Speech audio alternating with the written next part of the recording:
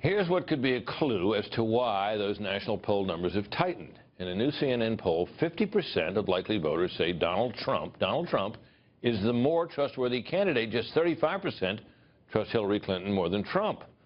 The on-the-record panel is here. The Washington Examiner, Susan Ferricchio, and Real Clear Politics, A.B. Stoddard. Welcome to you both. Thanks, Brett. So what about that number? That's a little bit of a change when you say, A.B. I think it's a big deterioration for her because she always counted on having the buffer of Trump's numbers, his unfavorables, and his dishonest and trustworthy numbers being worse than hers. And I actually see the drop in her poll numbers happening really as a result of the pushback by Democrats on the record, including Ed Rendell, former governor of Pennsylvania, and others saying really they need to stop taking donations to the foundation and really neutralize or shutter the Clinton Foundation now.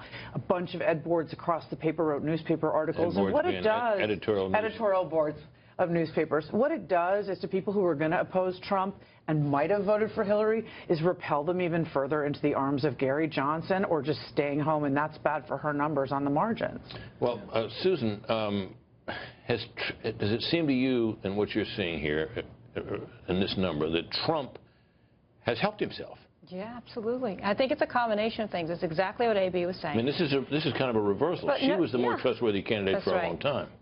Well, look at how Trump has acted lately. He has stayed on script. He's really pretty much avoided the big gaffes that happened at the convention and right after it, and he stayed on course. And I think the combination of that and Clinton's downfall with the whole trustworthy issue and the emails and the foundation, the combination of those things, plus we know the polls always tighten up post-convention. That's a natural part of the process, pollsters will tell you and have told me. It's those three things, and that's why we're seeing this sort of dead heat that we're... You know, my recollection of all this is that convention bounces, which normally are available to both candidates, you know, they get a little bump out of their conventions, and then those things subside. Am I wrong, or does this seem a little bit more than that? I mean, this looks like the kind of tightening you see at the very end of a race, doesn't it?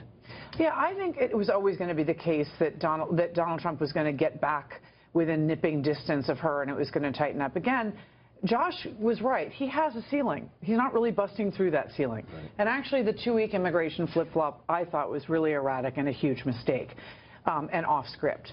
But if you look at what has been revealed, as I said, about the foundation and in focus groups and polling, people are very upset by that, even more than the email story, which they basically don't understand.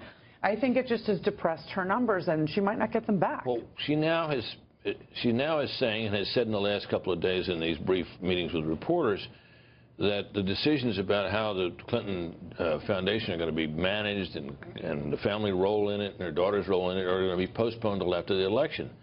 What effect from that, Susan, in your judgment? I think it's negative. And in fact, you have other Democrats already saying, actually, these things should be taking place now. They recognize that the public doesn't like this, that the drip of all the revelations, the speaking fees Clinton received, the front page story in the Washington Post today about millions of dollars as an honorary chairman of something. I mean, this kind of stuff resonates with voters. They look at the Clintons and they say, wait a sec, you know, are they really going to be able to represent me? And it just doesn't smell right. And I think that's why you see Democrats kind of panicking about it. And I think it's why Clinton has finally decided to come talk to reporters. We all said she'll do it when the polls tighten, and here she is. We're going to have a little of that in a moment. Susan and A.B., please stay with us.